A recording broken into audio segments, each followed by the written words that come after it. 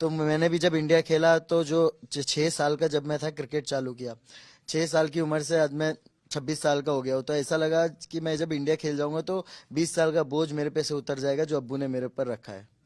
यार लेकिन एक बात है, जब आपका वो 50 हुआ, वो सेलिब्रेशन हुई, तो हम सब ने कहा यार बॉम्बे स्कूल ऑफ बैट्समैनशिप है, ये पहले टेस्ट मैच में 100 तो आ ही रहा है, वो रनआउट तो चुभा होगा।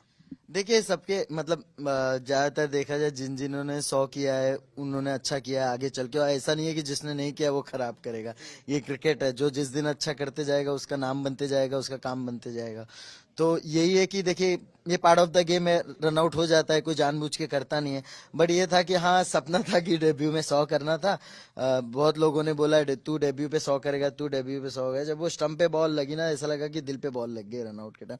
लेकिन फिर भी ठीक हुआ, जो होता है अच्छे के लिए होता है। हम सेकंड इनिंग में मैंने देखा जाए तो उस मैच में मैंने दोनों इनिंग मिला के सेकंड इनिंग वापस 68 नॉट आउट बनाए, तो 100 तो बन ही गया एवरेज। नहीं, सही बात है। और तकरीबन इसी तरह क्या सुनील गावस्कर साहब का भी आगाज हुआ था टेस्ट क्रिकेट में, उनकी भी दोनों पारियां इसी तरह की थी। जी बिल्कुल, मैं तो उनका फैन फैन रहता हूँ बचपन से। जब अब्बू यूट्यूब पे भी या कई मैच पुरानी चलती होती थी, गावस्कर सर का मैं वीडियो देखता था। जितने भी पुराने बैट्समैन, सचिन सर का वीडियो देखता था मैं। मतलब दिन रात अगर हम घर पे आ गए तो टीवी पे मैच लग गए, ये बॉल ऐसा वो बॉल ऐसा। हालांकि मार भी बहुत पड़ी है, कभी स्वीप शॉट खेलने पे आड़ा क्यों मार दिया, हालांकि रन स्वीप में भी। अब तो वो कहते होंगे इन शॉटों को और परफेक्ट करो। नहीं, ये कहते हैं शॉट सिलेक्शन बहुत इंपॉर्टेंट है। बीच में मैं भी हिमाचल में ऐसी मैच खत्म होने के बाद वहां पर गावस्कर सर जा रहे थे, तो मैंने उनसे पूछा था क्या इम्प्रूव कर सकता हूँ। तो मैं मुझे यही बोले शॉट सिलेक्शन बहुत इंपॉर्टेंट होती है, वगैरह वगैरह चीज। तो मुझे काफी सारी चीजें से गावस्कर सर से भी सीखने मिली थी। सरफराज, रनों की भूख तो आप में थी, अब वो भूख हमें एक लेवल तक पहले दिखी, उसके बाद ये टेस्ट क्रिकेट में दिखी। और रनों की भूख कहां से आई? बिकॉज देखिए, हर कोई, जैसे आपने कहा, उम्र होती है, आप इंडिया खेलना चाहते हो, बट जब आपको इंडिया नहीं मिल रहा था, क्या उस वक्त आप विचलित हो रहे थे, इम्पेशेंट हो रहे थे? क्या आपको लग रहा था कि यार मैंने तो सब कुछ किया है बट मुझे मिल नहीं रहा? देखिए इंसान परेशान होता है। मतलब रात कई रात हो जाती थी, जैसे नींद नहीं आती थी कि मैं कब इंडिया के लिए खेलूंगा। लेकिन मैं एक चीज बोलूं, जो होता है ना अच्छे के लिए होता है। हमारे घर में अक्सर ये वर्ड यूज होता है, जो होता है अच्छे लिए। शायद मैं 2 साल पहले आ जाता, शायद मैं वैसा नहीं खेल पाता। या जो मैं ये जो जैसा आपने मुझे बोला कि यार तुम बैटिंग करने जब आए तुमको ऐसा लग रहा था घर की खेती है, तो वो चीज शायद और 2 साल मैंने वहां पर डोमेस्टिक में खेला। और डोमेस्टिक में खेलने के बाद मुझे वो सब चीज मिली, कॉन्फिडेंस मिला। चलो भाई घर की खेती है, बिंदास खेलो। तो जो होता है अच्छे के लिए होता है, जब जागे तब सवेरा सर, बस खेल लिया। अब वही सपना था खेलना। अच्छा, मैं आप लोगों को बताऊं, 2013 की बात है, सरफराज नहीं थे, इनके छोटे भाई मुशीर और इनके पिताजी नौशाद भाई, वो यहाँ पर आए थे। एक एग्जीबिशन मैच था और मैं मीडिया की तरफ से खेल रहा था। युवराज सिंह भी थे, और आपको याद होगा आपके भाई, आई थिंक 9 साल के होंगे तब वो, तो उन्होंने युवराज को आउट भी किया था। क्या आपको उस किस्से का मालूम है? जी बिल्कुल, अब्बू यहाँ पर मेरठ में कहीं घूम रहे थे, तब आपसे उनकी बात हुई थी। मुशीर अब्बू ने मुझे बोले थे कि मुशीर युवराज सिंह के सामने मैच खेलना है। और मुशीर बहुत छोटा था तभी। उस समय जब मुशीर को कोई फ्रेंडली मैच भी खिलाते थे तो उसके फॉलो थ्रू पे अब्बू खड़े रहते थे ताकि उसको कोई रिटर्न शॉट मारे तो मैं पकड़ लूँ। तो अच्छे से पता है मुझे कि आप उसमें कैप्टन थे, आपने मुशीर को पहला ओवर डलवाया। और उसके बाद फिर बोला कि तू रुक जा, मैं अब यूवी पा जब आएंगे बैटिंग करने तब तुझे डलवाऊंगा। तब उसने डाला, यूवी भाई ने उनको छक्का भी मारा, चौका भी मारा, फिर मुशीर ने आउट भी किया। तो चीजें याद रहती है। नहीं, और उस दौरान हमने एक कहानी भी की थी, खानदान उसका नाम था, खानदान।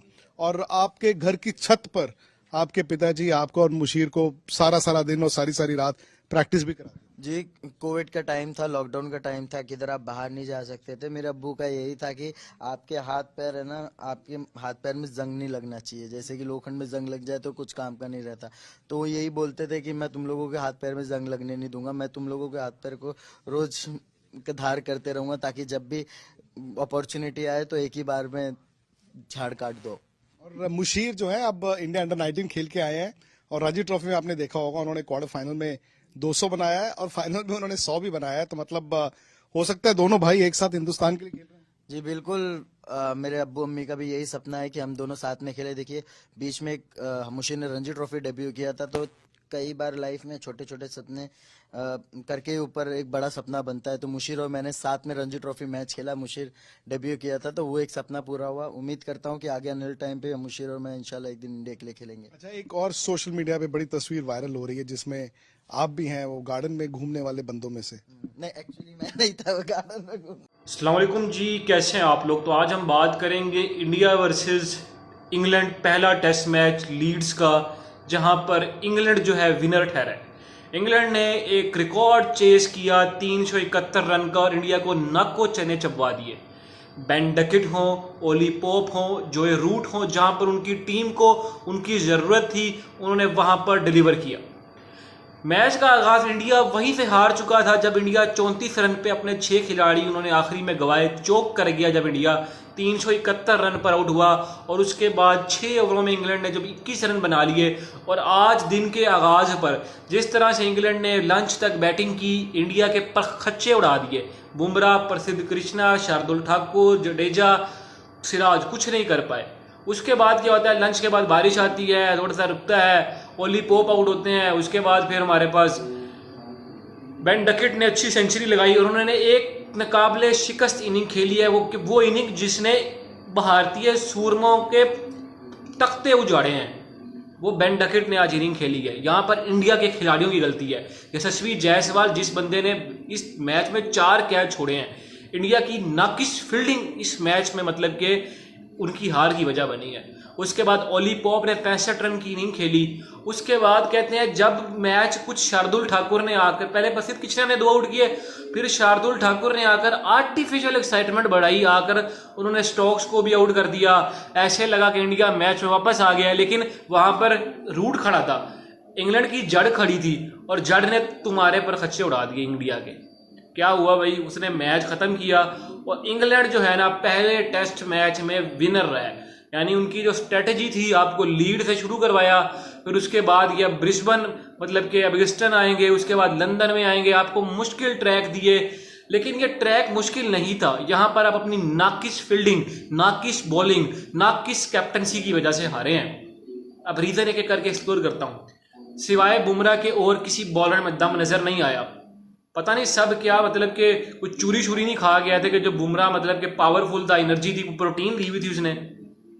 क्या कमाल मतलब कि डेडली बॉलिंग किया बुमराह ने और इंग्लैंड को हिलने नहीं दिया। लेकिन सिराज, प्रसिद्ध कृष्णा वर्स्ट बॉलिंग की है, वर्स्ट। उसके बाद इंडिया की फील्डिंग भाई, क्या इंडिया की ऐसी फील्डिंग होती थी। जायसवाल हाथों से 4 कैच छोड़े हैं सिर्फ जायसवाल ने, और टोटल 10 से 15 कैच इंडिया ने छोड़े हैं। तो क्या, और शुभमन के लिए कैप्टनसी किया भाई, उन्हें पता चल रहा है कि कैसे मेरा अटैक करवाना है। बेचारा क्या करे, एक बुमराह उसके पास है तो बाकी क्या करेंगे, क्या करेंगे। Without Rohit and Kohli your team is nothing, young India is loser.